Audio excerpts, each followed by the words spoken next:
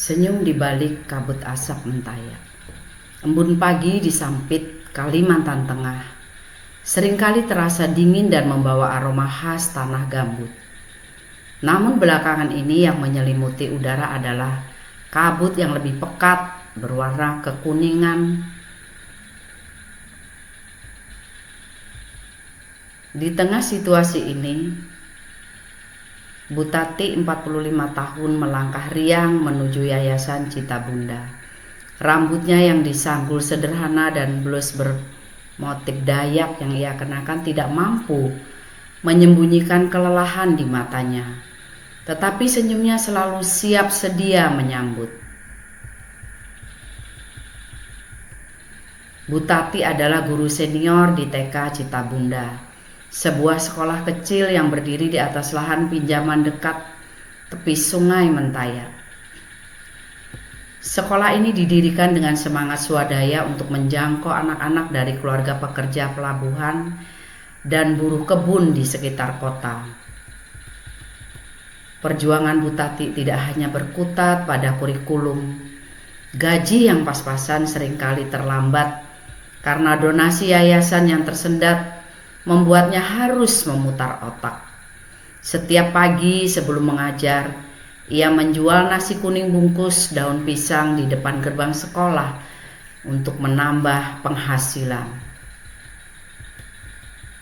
Bu Tati, kenapa Tika sering batuk ya? Tanya Ibu Seli, salah satu wali murid suatu pagi. Bu Tati menghela napas. Asap, Bu. Sampit sedang parah.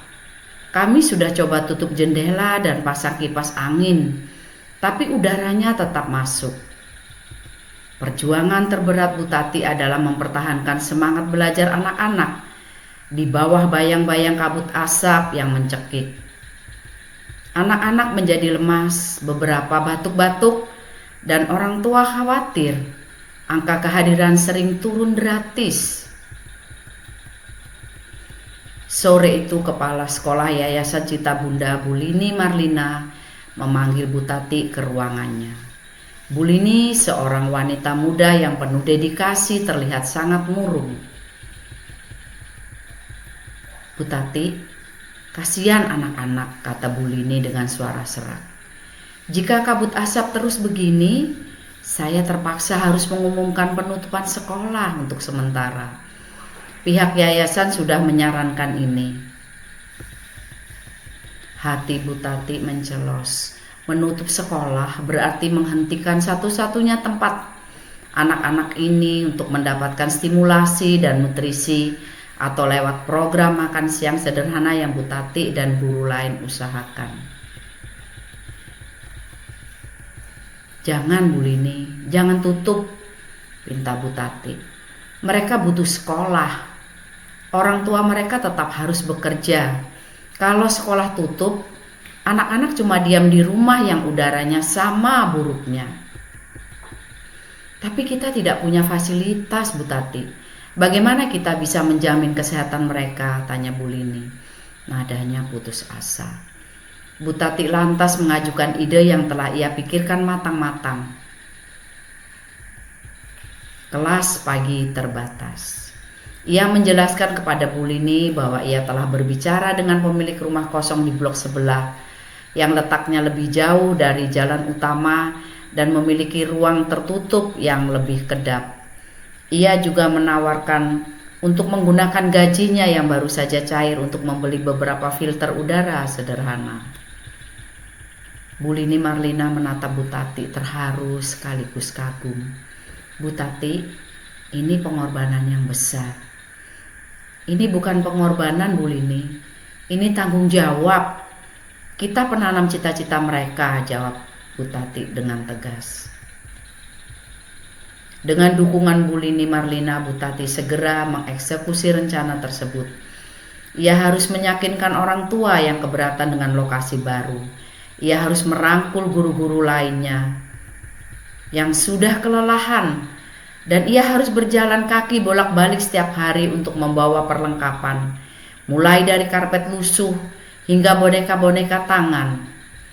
Bu Lini membantu dan mengurus surat izin dan mencari donasi masker dari pemerintah daerah. Di kelas darurat yang sempit, Bu Tati menciptakan dunia ajaib. Ia tidak lagi mengandalkan lapangan luas untuk bermain. Sebagai gantinya, ia mengajari anak-anak membuat boneka dari kaos kaki bekas, bercerita tentang keindahan Tugu Jelawat di pinggir Sungai Mentaya, dan mengajarkan lagu-lagu Dayak tentang hujan yang dinantikan. Ketika asap semakin tebal, anak-anak mulai mengeluh. Bu Tati, mata kami perih, kami kangen main di halaman. Bu Tati tersenyum. Ia mengeluarkan kain kanvas besar dan beberapa botol cat poster. Anak-anak, hari ini kita tidak bisa melihat langit, tapi di dalam hati kita selalu bisa melihat warna yang indah. Mari kita lukis langit kita sendiri.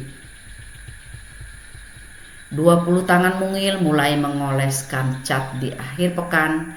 Bu Tati dan suaminya yang bekerja sebagai buruh kayu berkeliling ke rumah-rumah siswa untuk membagikan masker dan vitamin sederhana yang dibeli dari hasil penjualan nasi kuningnya.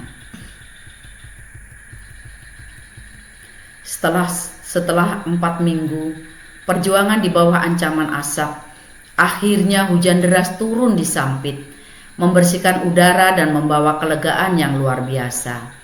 Yayasan Cita Bunda kembali dibuka. Pada hari pertama anak-anak berlarian di halaman, mereka memeluk Bu Tati dengan erat. Bu Tati, udara sudah wangi, seru seorang anak. Bu Lini Marlina menghampiri Bu Tati, memegang tangan guru seniornya itu dengan erat. Terima kasih Bu Tati. Bu Tati hanya tertawa. Air matanya haru sedikit mengenang di sudut matanya. Ia tidak pernah menganggap dirinya pahlawan. Ia hanyalah seorang guru yang percaya bahwa pendidikan adalah cahaya dan tugasnya adalah memastikan cahaya itu tidak pernah padam. Ia adalah penanam cita-cita di jantung Kalimantan Tengah dan didukung oleh pemimpin yang sama-sama berjuang, yaitu Bu Lini Marlina.